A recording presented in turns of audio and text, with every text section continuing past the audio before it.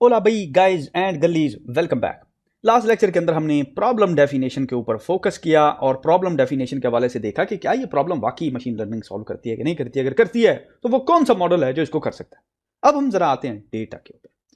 अब डेटा का थोड़ा सा मैंने आपको बेसिक दिया था कि दो किस्म के डेटा होते हैं, स्ट्रक्चर्ड डेटा और अनस्ट्रक्चर्ड डेटा। तो चलिए इसको जरा तफसील से देखते हैं। अब नॉर्मली जो आपके पास डेटा आता है ना, उसकी होती है दो किस्में, टू टाइप्स। ठीक है, टू TYPES, टू टाइप्स। पहली टाइप है हमारे पास स्ट्रक्चर्ड डेटा और दूसरी है अनस्ट्रक्चर्ड डेटा। ठीक है, अनस्ट्रक्चर्ड डेटा। ठीक है, समझ गए। अब दोनों की मैं आपको एग्जांपल देने लगा हूं। आपने CSV फाइल देखी होगी जिसको कहते हैं कॉमा सेपरेटेड फाइल या एक्सेल शीट। ये जो भी चीज आती है ना एक्सेल शीट के अंदर, फॉर एग्जांपल ये देखिए, मैं आपके सामने ये लेके आ रहा हूं। ये क्या है? ये जो आपको नजर आ रहा है ये कामा सेपरेटेड वैल्यूज हैं। तो ये कामा सेपरेटेड वैल्यूज जो हैं ये स्ट्रक्चर्ड डेटा है। नॉर्मल एग्जांपल आपको बता रहा हूं, स्ट्रक्चर्ड डेटा। आप किसी हॉस्पिटल में चले जाएं, जो पेशेंट्स का रिकॉर्ड होता है, ठीक है, वो एक स्ट्रक्चर्ड डेटा है कि नाम ये है, वेट इतना है, ठीक है, ब्लड प्रेशर इतना है, एंड सो ऑन। दूसरी किस्म का डेटा होता है अनस्ट्रक्चर्ड डेटा, जिसके अंदर बेसिकली आपको कॉलम और रोज वाला पैटर्न नहीं मिलता। जिसकी बेहतरीन एग्जांपल जो है, अभी जो आप ऑडियो सुन रहे हैं, ये अनस्ट्रक्चर्ड डेटा है। ठीक है, उसकी रीजन ये है कि एक ऑडियो दूसरी ऑडियो से डिफरेंट होती है। या फिर आप एक इमेज देखते हैं, इमेज एक अनस्ट्रक्चर्ड डेटा है। अच्छा, इसको मैं लिख देता हूं, मैं कहता हूं इमेज एंड ऑडियो क्या है? अनस्ट्रक्चर्ड डेटा है। अब स्ट्रक्चर और अनस्ट्रक्चर्ड डेटा में मैंने आपको बताया कि CSV कामा सेपरेटेड फाइल्स होती हैं। अब स्ट्रक्चर्ड और अनस्ट्रक्चर्ड डेटा की मजीद दो टाइप्स हैं। एक टाइप है स्टैटिक डेटा, STATIC, स्टैटिक, और एक है time series data, time series data. Static data की बेस्ट एग्जांपल ऊपर आपने देखी, एक कामा सेपरेटेड फाइल है, CSV फाइल जो आपको यहां पे नजर आ रही है। अब टाइम सीरीज डेटा की बेस्ट एग्जांपल स्टॉक मार्केट।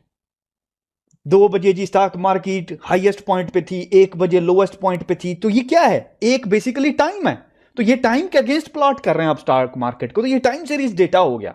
ठीक है, तो बेसिक वर्क फ्लो आपका क्या होगा कि नॉर्मली आप एक प्रॉब्लम को स्टैटिक डेटा से शुरू करेंगे और आप टाइम सीरीज डेटा की तरफ जाएंगे। और जो ही मैं वर्क फ्लो की बात करता हूं तो इट्स वेरी इंपॉर्टेंट गाइज कि हम लोग थोड़ा सा देख लें कि नॉर्मली होता क्या है। कि आपके पास एक CSV फाइल आती है, डेटा फाइल। ठीक है, मैं इसको कह देता हूं डेटा।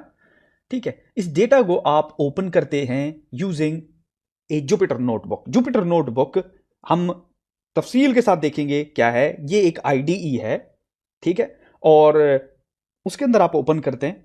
ठीक है, फॉर एग्जांपल इस डेटा को देखने के लिए, जैसे कि फॉर एग्जांपल ये देखिए, ये जो कामा सेपरेटेड वैल्यूज थी, यहां पे आपने देखा कि ऊपर आपने किसी सॉफ्टवेयर के अंदर ही इनको ओपन किया ना।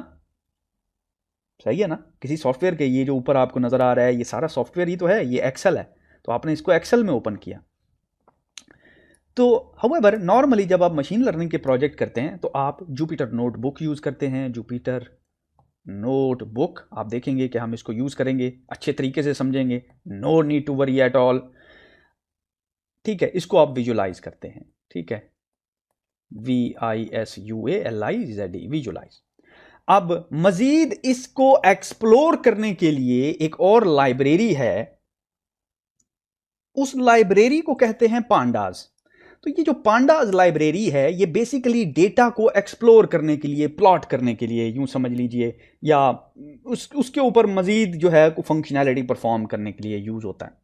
अब उस डेटा को मजीद आप यूं समझिए कि प्लॉट करने के लिए एक और लाइब्रेरी यूज करते हैं जिसको आप कहते हैं मैट प्लॉट लिब, मैट प्लॉट लाइब्रेरी।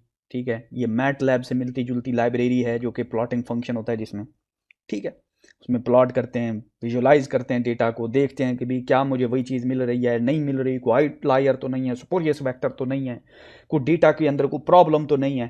तो अब वो आप सारा जो है वो इसके अंदर चेक करते हैं।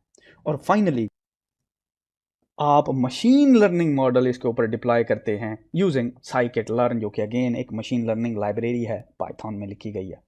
तो इस तरीके से एक पूरा वर्क फ्लो आपके पास होता है कि एक डेटा आता है, आप उसको जुपिटर नोटबुक में ओपन करते हैं और फिर आप डेटा को विजुलाइज करते हैं and then you apply a machine learning model. अब ये जो जुपिटर नोटबुक है, ये जो विजुलाइजेशन के लिए ये सारे टूल्स हैं और इन टूल्स को भी हमने तफसील के साथ सीखना है। एट द मोमेंट सिर्फ आपको एक वर्क फ्लो बताना है कि किस तरीके से एक वर्क फ्लो, एक कंप्लीट प्रोजेक्ट का जो है वो प्रोसेस चलता है। तो यहाँ पे कर देते हैं इस लेक्चर